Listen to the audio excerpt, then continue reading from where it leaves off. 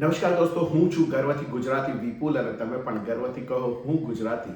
મિત્રો, છેલ્લા 10 દિવસમાં બે ગુજરાતી ફિલ્મ થઈ. એક હતી બધું ઓલરાઈટ છે અને બીજી હતી ફિલ્મ જિંદગી વન્સ મોર. તમે હજી પણ નક્કી ના કરી શકતા હોય કે આ બેમાંથી કઈ ફિલ્મ જોવી, તો હું તમને જણાવીશ કે કઈ ફિલ્મ તમારે જોવી જોઈએ. આપણે વાત કરીશું તમને કેવા પ્રકારની ફિલ્મ ગમે છે, એવી ફિલ્મ હું તમને રેકમેન્ડ કરી શકું છું કે આ ફિલ્મ તમારે જોવી જોઈએ. સૌથી પહેલા વાત કરીએ બધું ઓલરાઈટ છે. આ ફિલ્મ એવી છે કે અદ્ભુત કોમેડી ફિલ્મ છે. પહેલેથી છેલ્લે સુધી તમને સતત હસાવ્યા કરે છે, એન્ગેજ રાખે છે ફિલ્મ. અને ફિલ્મમાં ગીત બહુ જ સરસ છે, સિનેમેટોગ્રાફી બહુ સુંદર છે, બેકગ્રાઉન્ડ મ્યુઝિક પણ પરફેક્ટ છે અને બધા જ કલાકારોનો અભિનય પણ એટલો જ સુંદર છે.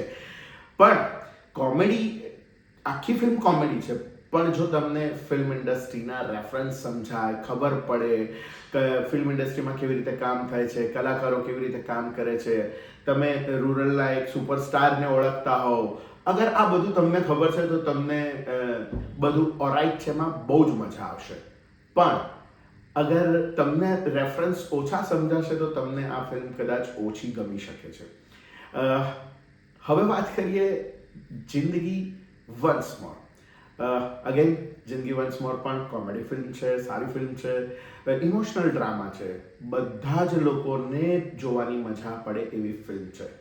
સિદ્ધાર્થ રાંદેરિયાના ફેન હોવ તો આ ફિલ્મ ખાસ જોવી જોઈએ.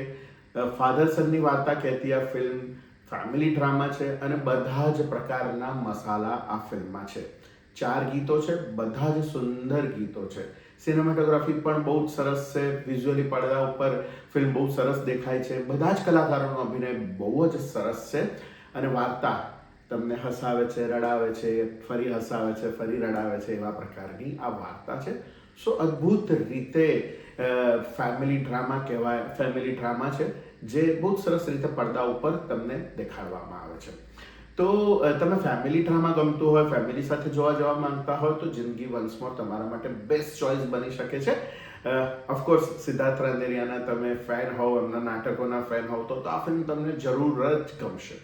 પણ હા, તમને એવું લાગતું હોય કે યાર આ પ્રકારની ફિલ્મો બધી આવી રીતે એક સરખી હોય છે, અગર આવું તમારું માઇન્ડસેટ હોય તો આ ફિલ્મ તમે જોવાનું ટાળીને બધું ઓલરાઈટ છે જોવા જઈ શકો છો. તો બધું ઓલરાઈટ છે એવા લોકો માટે છે કે જે લોકો માત્ર ગાંડા જેવી કોમેડી ઈચ્છે છે અને એ લોકોને ફિલ્મ ઇન્ડસ્ટ્રીના રેફરન્સ ખબર છે તો ઓલરાઈટ જોઈ આવો. અને અગર ફેમિલી ડ્રામા જોવું છે, ફેમિલી સાથે જોવી છે અને હસવું બી છે, થોડું ઇમોશનલ પણ થવું છે, સમજવી પણ છે વાર્તાને, તો જિંદગી વન્સ મોર તમારા માટે બેસ્ટ ચોઇસ હોઈ શકે છે. મિત્રો, બંને ફિલ્મો બહુ જ સફળતાપૂર્વક ચાલી રહી છે અને સરસ બિઝનેસ કરી રહી છે. બધું ઓલરાઈટ છે, કરોડો રૂપિયા ઉપર પહોંચી ગઈ છે. જિંદગી વન્સ મોર પણ પહેલા જ દિવસે બહુ જ સારો બિઝનેસ કર્યો છે એણે અને લોકોને ગમી રહી છે ફિલ્મો. હવે તો દર અઠવાડિયે 2-3 પિક્ચર આવે છે ગુજરાતી ફિલ્મો, એટલે નક્કી કરવું મુશ્કેલ થઈ જતું હોય છે કે કઈ ફિલ્મ જોવી અને કઈ નહીં.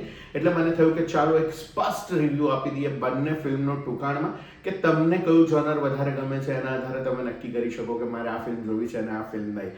તો કોમેડી ગમતી હોય તો બધું ઓલરાઈટ છે, ફેમિલી ડ્રામા ગમતો હોય તો જિંદગી વન્સ મોર જોઈ પાડો. પણ ગુજરાતી ફિલ્મો જોવા જજો ને જજો જ, કારણ કે આપણી માતૃભાષાનો આપણને ગર્વ હોવો જોઈએ અને ગૌરવ પણ હોવું જોઈએ અને સારી ફિલ્મો ચોક્કસપણે લોકો જુએ એવો આગ્રહ હોવો જ જોઈએ.